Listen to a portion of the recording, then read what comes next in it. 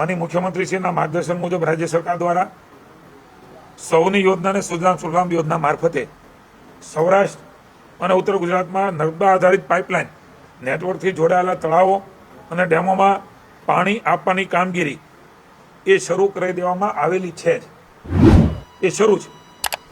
માનनीय મુખ્યમંત્રી શ્રી ભૂપેન્દ્રભાઈની સંવેદનશીલ સૂચના અને સ્પષ્ટ માર્ગદર્શન હેઠળ ઊભા પાક સુકાતા બચાવવા માટે અને ત્યાં પાણી સતત મળતું રહે એટલે હાલ આ પાણી ચાલુ રાખવાનો નિર્ણય એ રાજ્ય સરકારે લીધો છે.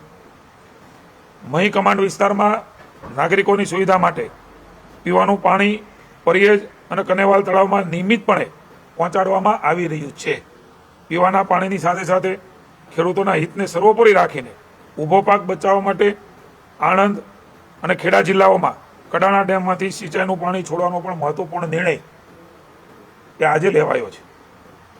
માનનીય સંજયભાઈ મૈડા, મંત્રી શ્રી કમલેશભાઈ પટેલ, મંત્રી શ્રી સ્થાનિક MP, અમારા સૌ સ્થાનિક ધારાસભ્યશ્રીઓની રજૂઆતને લઈને આજે અમારા સિંચાઈ મંત્રીશ્રીએ એ જિલ્લાના ખેડૂતો માટે પણ ચિંતા કરીને નિર્ણય એ મુખ્યમંત્રીના સાથે જ વિચાર વિમર્શ બાદ લેવાનો છે.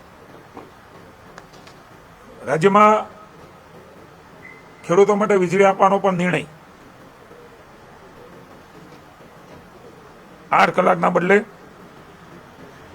નિયમિત ગુણવત્તાસભર 8 કલાક વીજળી મળી રહે, એમાં કોઈ અવરોધ ન આવે એના માટેની પણ ચિંતા કરે છે. અને સાથે સાથે એ જરૂરિયાત ધ્યાને રાખીને ત્વરિત નિર્ણય 7 જિલ્લાઓ અમરેલી, કચ્છ, જામનગર, દેવભૂમિ દ્વારકા, ગીર સોમનાથ, પોરબંદર, જૂનાગઢ અને રાજકોટ જિલ્લાના કેટલાક તાલુકા 10 કલાક વીજળી આપવાનું શરૂ કરી દીધું છે. રાજ્યની સરકારે પરિસ્થિતિ પામીને માનનીય મુખ્યમંત્રી સાથે ચર્ચાઓ કરીને આ નિર્ણય એ લેવાઈ ચૂક્યો છે. અમરેલી, કચ્છ, જામનગર, દેવભૂમિ, ગીર સોમનાથ, પોરબંદર અને જૂનાગઢ જ્યાં જરૂરિયાત છે, જ્યાં ડિમાન્ડ છે ત્યાં આપવાનું શરૂ કર્યું છે. આજે નિર્ણય લીધો છે જ્યાં ઓછો વરસાદ છે ત્યાં પણ આ પ્રકારે 10 કલાક વીજળી એ આપવાની શરૂઆત કરી છે. રાજ્યના અન્ય કોઈ પણ જિલ્લામાં જો પાક માટે પાણી માટે વધુ વીજળીની જરૂરિયાત ઊભી થશે તો ત્યાં પણ જરૂર પ્રમાણે 10 કલાક વીજળી રાજ્યની સરકાર આપશે એવો પણ મહત્વપૂર્ણ નિર્ણય જરૂરિયાત મુજબ એ નિર્ણય થશે ને એ પ્રમાણે વીજળી પણ આપવામાં આવશે. એ તો ઘાસચારાની વાત છે. પહેલેથી જ માનનીય મુખ્યમંત્રીશ્રીએ ઘાસચારા માટે પહેલીવાર કલેક્ટરોને પાવર આપ્યા છે, જેનાથી રાહત કમિશનર સુધી ના આવવું પડે, રેવન્યુ વિભાગ સુધી ના આવવું પડે. હાલની જે સ્થિતિ છે એમાં 301 ગામોમાં 90,000 જેટલા પશુધન સુધી ઘાસચારો પહોંચાડી દેવામાં આવ્યો છે. અત્યાર સુધી સફળતાપૂર્વક 16 લાખ કિલો ઘાસચારાનું વિતરણ પણ એ પશુપાલકો માટે પૂરું પાડવામાં આવી રહ્યું છે 2 રૂપિયાના ભાવથી. આ પ્રકારે રાહતથી પણ આ કામ વેલ એન્ડ એડવાન્સ એ રાજ્યની સરકારે નિર્ણય લઈ લીધો છે. ઘાસચારાની પણ કોઈ અછત નથી. સરકાર પાસે પૂરતા પ્રમાણમાં ઘાસચારો માનનીય અર્જુનભાઈ મોઢવાડિયા સાથે મંત્રીશ્રી સાથે ચર્ચા થયા મુજબ 2 વર્ષ ચાલેલો ઘાસચારો હાલમાં ઉપલબ્ધ છે. જરૂરિયાત મુજબ કલેક્ટરને નિર્ણય લેવાની સત્તાઓ એ પણ આપી દેવામાં આવી છે. આપણી પાસે રિઝર્વ પણ ઘાસચારો છે એટલે કોઈ તકલીફ ઘાસચારામાં પણ પડશે નહીં. અને કલેક્ટરોને સ્થાનિક જરૂરિયાત મુજબ એ નિર્ણય લેવાની પણ અધિકૃત કરવામાં આવ્યા છે.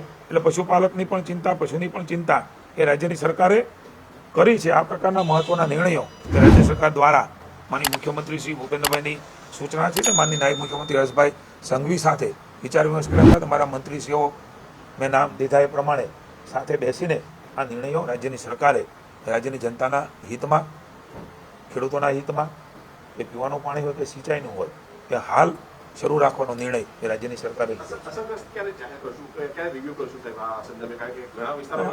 આ જે કેટલાક નિર્ણયો છે એ નિર્ણયો પણ આપ જે પ્રકારે જોશો તો એના ભાગમાં જ આ નિર્ણયો છે. હાલમાં વ્યાપક હિતમાં પગલાં રાજ્ય સરકાર લઈ રહી છે અને જ્યારે જેવી જરૂર જણાય ત્યાં આ નિર્ણયો રાજ્યની સરકાર લેતી રહેશે. મેં કહ્યું જ્યારે જે પ્રકારે જેવું જરૂર જણાય ત્યાં રાજ્યની સરકારે હંમેશા નિર્ણયો લીધા છે, નિર્ણય લેતી રહેશે. આના એક ભાગમાં જ સિંચાઈનું, પીવાનું પાણી, ઘાસચારાની બાબતો, વીજળી, આ બધી બાબતો એમનો એક ભાગ જ છે. એટલે એ પ્રમાણે જ્યારે જેવી જરૂરત જણાય પડે ત્યારે વિભાગો સાથે ચર્ચાઓ કરીને સમીક્ષાઓ કરીને એ નિર્ણયો રાજ્યના હિતમાં રાજ્યની સરકાર એ સંવેદનાથી લે છે, એનો પણ હું આપને વિશ્વાસનો ભરોસો આપું છું.